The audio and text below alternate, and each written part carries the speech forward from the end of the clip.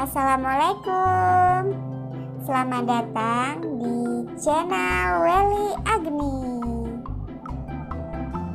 Kali ini kita akan belajar pengucapan bahasa Minang, nama anggota tubuh. Ayo teman-teman, langsung saja.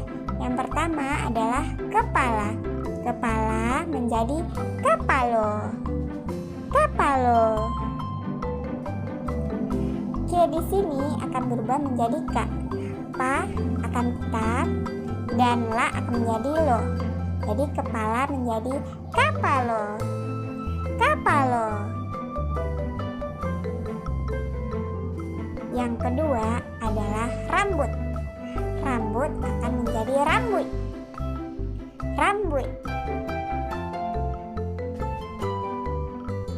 Rambut menjadi rambut ini T-nya dibuang dan diganti dengan I.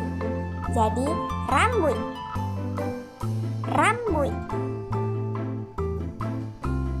Nah, yang ketiga adalah mata. Mata akan menjadi mato. Mato. Ta di sini diganti dengan maka mata menjadi mato. Mato.